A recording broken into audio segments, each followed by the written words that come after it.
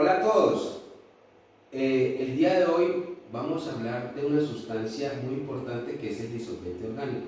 Y tenemos una persona súper especial. Él es un alumno del noveno semestre del Instituto Educativo Antonio José Camacho, estudiante Jimmer Andrés Castillo. Muy buenas tardes. Buenas tardes. El día de hoy tenemos una serie o un conjunto de preguntas que todos estos televidentes acerca de disolvente orgánico, ¿sí? Entonces, háblenos de esa manera natural, cómo se hace en el ambiente este líquido químico. Bueno, primeramente, muchas gracias por la invitación. De acuerdo a la pregunta que me haces, vamos a hablar primero de los metales. Los metales se redistribuyen de manera natural en el ambiente mediante ¿qué? Mediante los ciclos biológicos y geológicos, las rocas y los minerales, el transporte físicamente, el material hasta los ríos. Ahora hablamos de los disolventes. Los disolventes son sustancias del medio ambiente mediante la evaporación durante las actividades de producción, distribución, almacenamiento y transporte. Muy bueno. Tengo una serie de preguntas que los televidentes nos hacen, ¿sí? Y tenemos también, hemos creado un esquema para el día de hoy, ¿sí? Para estos solventes orgánicos necesitamos saber cómo se transportan, cómo se distribuye, cómo sube esa excreción. Entonces vamos, señor alumno, para que nos explique más a fondo sobre este tema que es tan interesante. Sí, claro. Bueno, este es el esquema que los televidentes le tienen a usted, señor estudiante de Jimmer. ¿Será que es tan amable y nos lo puede explicar? Sí, claro. Vamos a empezar por los solventes orgánicos. Son los de uso corriente en las industrias para pegar, desengrasar, limpiar, plastificar, pintar y lubricar. Vamos a la fuente de exposición. La fuente de exposición son en las organizaciones o en el hogar, a lo que estamos siempre expuestos. Vamos al transporte, como son los camiones cisterna. Claro, deben tener sus pictogramas para saber a qué sustancia, en dado caso de un accidente o mala manipulación, las entidades que vayan a atender esta situación sepan a qué se enfrentan. Ahí es lo importante. Hay veces hay derrames, ¿sí?, de este líquido, este químico, y la gente tiene que saber a qué se enfrenta. Un ejemplo muy claro, si vemos un pictograma, ¿sí?, que es este solvente, ¿sí?, de un romboide rojo con un cuerpito negro, ahí sabemos qué sustancia tenemos, que es el disolvente. Muy bien, alumno. Ahorita háblenos sobre la distribución. Bueno, claro, la distribución son las lesiones en el sistema nervioso, en los riñones, en el hígado, corazón o los pulmones. De igual manera también tenemos en la piel la resequedad, la irritación y la descamación. Ahora continuamos con la excreción, son la eliminación de los solventes orgánicos del cuerpo humano. Se produce principalmente a través de ¿qué? De la orina. Los riñones son los principales órganos encargados de filtrar los desechos y las sustancias tóxicas del cuerpo y eliminarlas a través de la orina.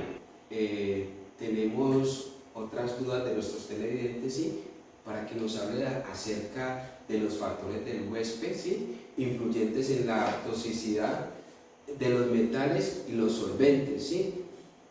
Claro, es muy importante. Los solventes orgánicos pueden verse afectados por varios factores del huésped, como la edad, el sexo, la genética, la nutrición y la presencia de enfermedades persistentes.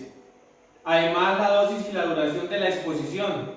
También los factores importantes que influyen en la toxicidad de estos compuestos. Es muy importante lo que él nos habla del huésped, lo que yo le alcanzo a captar a este alumno, ¿sí?, que es importante. Nos habla del sexo, la edad, ¿sí?, la etnia. Entonces, invitar a las personas, ¿sí?, para que realicen deporte. De pronto no es lo mismo una intoxicación a una persona obesa que a una persona que tenga como esa contextura de deportista, ¿no? Tiene esa facilidad de aguantar más a este químico, ¿no? Sí, claro, es muy importante tener en cuenta este aspecto. Bueno, sigamos con más dudas de nuestros televidentes, ¿no? Nos hablan que cómo se unen los metales y los solventes en nuestro organismo, ¿sí? ¿Cómo será ese transporte sanguíneo y cómo funciona esto?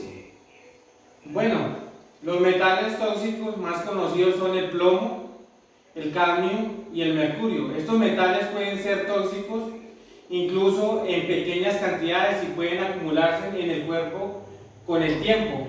Ahorita hablemos de esos efectos adversos. ¿Cómo si yo consumo eso? Sí, si yo tengo ese producto y no tiene mi etiqueta, mi niño, mi madre consume eso, ¿cómo son esos efectos en la salud digámoslo así, del plomo? Bueno, vamos a hablar del tema que se toca, el plomo. Ataca el cerebro, el sistema nervioso central, que provoca estado de coma, convulsiones e incluso hasta la muerte.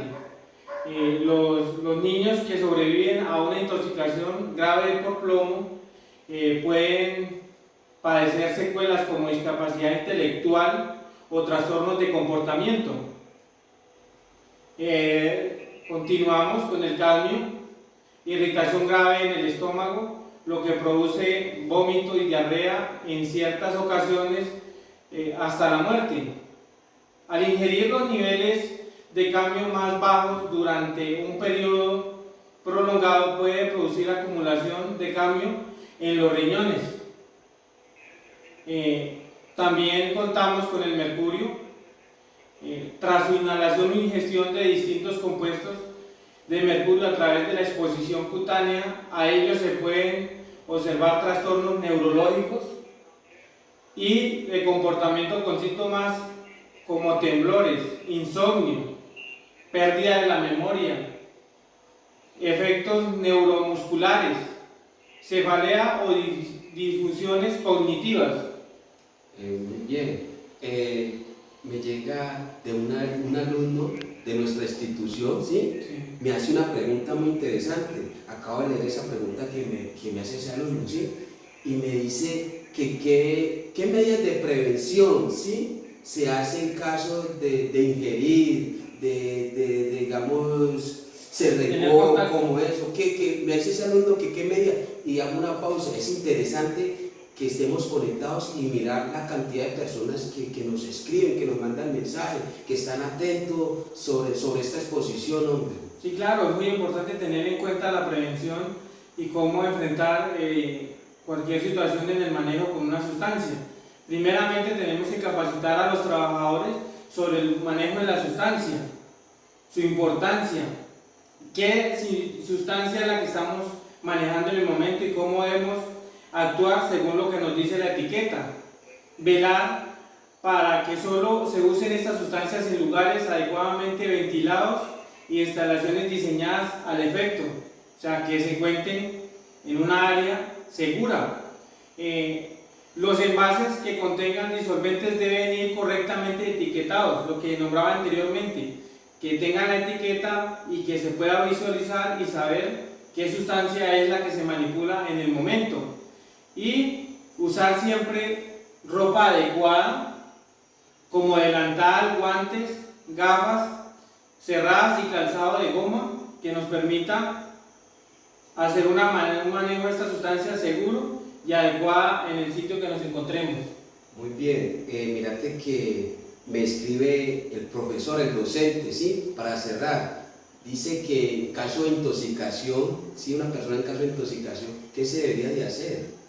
En ese momento tenemos que brindarle los primeros auxilios, pero tener en cuenta que hay una etiqueta y ahí hay unas contraindicaciones, porque no se le puede suministrar cualquier tipo de medicamento, porque no sabemos si lo va a agravar más o le va a generar unos daños a su salud. Por eso es mejor llamar a un hospital o a una área clínica donde le brinden los primeros auxilios adecuados.